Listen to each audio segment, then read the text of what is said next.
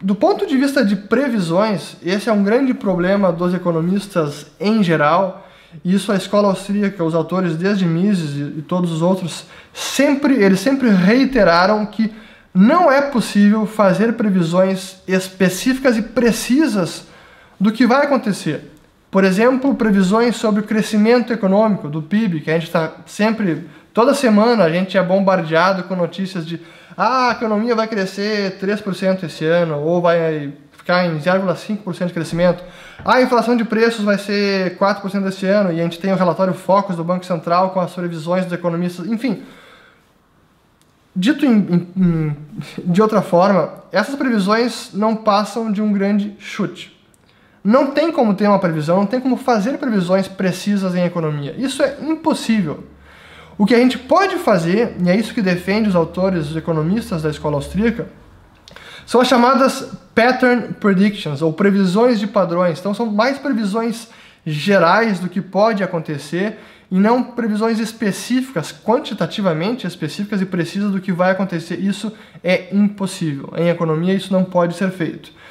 Mas isso não quer dizer que não se possa prever nada. E os economistas, os autores da escola austríaca, têm um track record, um histórico de previsões muito acertadas e muito importantes na história do pensamento econômico, na história da humanidade.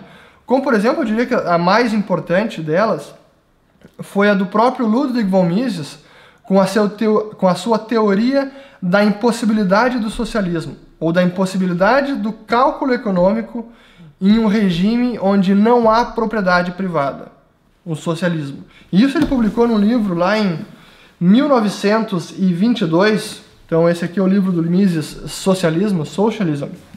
E nesse pequeno livro, ele basicamente acabou com a teoria socialista e ele chegou à conclusão que o socialismo, se realmente implementado em sua totalidade, acabar com a propriedade privada, implantar meios de controle público dos meios de produção, ele é impossível, não tem como funcionar.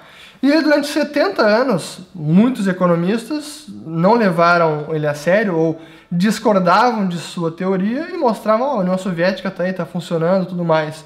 Mas Mises, muito acertado e demonstrando na sua teoria por que isso aconteceu, por que era impossível o socialismo, e na verdade a União Soviética só funcionava porque ela não era de fato um socialismo completo, porque ela utilizava preços de mercado para tentar algum tipo mínimo de coordenação ou de lógica de produção, por isso não colapsou antes, mas sim veio a colapsar lá em 89, 90, quando veio o colapso final da União Soviética, como bem havia previsto Ludwig von Mises. Então esse foi uma das grandes previsões acertadas de um economista da escola austríaca. Uma outra foi a crise de 29, que também quase todos os economistas mainstream não conseguiam prever o crash da Bolsa, inclusive o Irving Fisher, que era um dos grandes economistas da época. Ele, poucos meses antes do crash da Bolsa, ele disse que a Bolsa tinha atingido um platô de nível que dificilmente aquilo ia colapsar ou que ia, no máximo, uma pequena correção. Mas uma queda brusca do índice Dow Jones, isso não iria acontecer. Enfim, isso foi lá em 1929.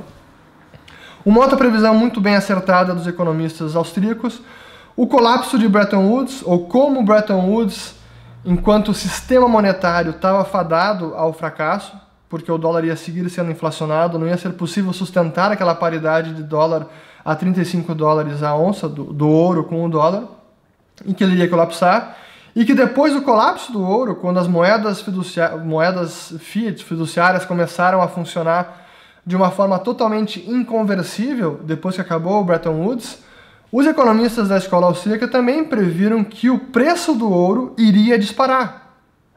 E outros economistas, como Milton Friedman, disseram o contrário, que na verdade era o dólar quem estava sustentando o valor do ouro, e que no momento em que esse vínculo fosse cortado, o ouro ia despencar no mercado. Mas óbvio que foi o contrário que aconteceu. De 35 dólares a onça, que era a paridade pelo Bretton Woods, foi para 200 e poucos dólares em poucos meses depois do fim de Bretton Woods, e no final da década de 80 estava em quase 600, 700 dólares. Então, essa foi a previsão.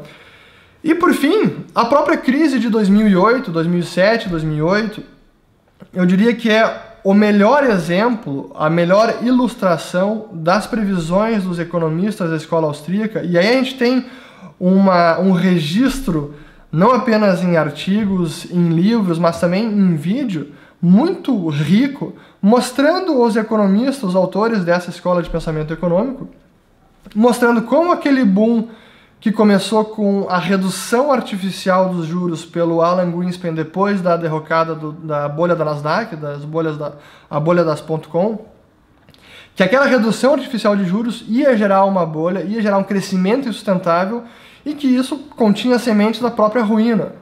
Então, aquele boom que começou a gerar o boom imobiliário americano, que no fim das contas gerou um boom imobiliário, um boom econômico no planeta inteiro quase, pelo menos nos países desenvolvidos, e óbvio que aquilo não tinha como ser sustentado, gerou diversos desequilíbrios e acabou culminando na crise de 2008, que já está muito bem conhecida por todo mundo.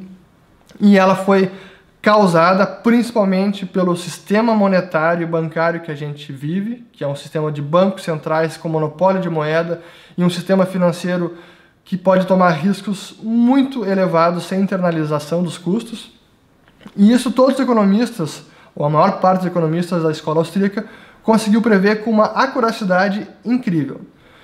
Então, resumindo, esses são os principais pontos que distinguem a escola austríaca de economia das demais.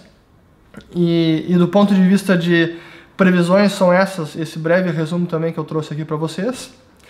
E por fim, que eu vou falar em outros vídeos também, que é a parte que mais me interessa, eu acho que é uma das grandes aportações, das grandes contribuições da escola austríaca no campo da teoria monetária, teoria bancária e dos ciclos econômicos. E eu vou cobrir isso em outros vídeos, mas enfim, queria apenas deixar isso aqui, deixar esse vídeo sobre a escola austríaca, o porquê da escola austríaca.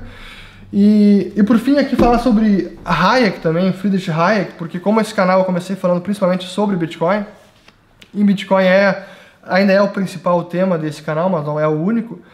E o Hayek foi um dos grandes autores, e ele tem alguns livros sobre teoria monetária, teoria de ciclos econômicos, e ele escreveu um livro na década de 70, que eu diria que é um dos grandes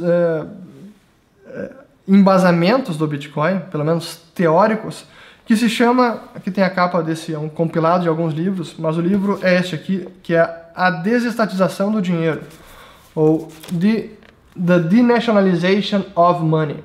E a gente tem a tradução em português, eu vou botar aqui o link também para esse livro, que é A Desestatização do Dinheiro. E aqui ele mostra, nesse livro, pequeno livro, ele mostra como a ideia de concorrência entre moedas, acabar com o monopólio estatal de moeda, acabar com bancos centrais e que a gente tenha um mercado genuinamente livre de produção de moedas e de escolha de moedas. Então, realmente um regime de liberdade monetária plena. Mas, enfim, esse é um tema para outro vídeo, não é para agora.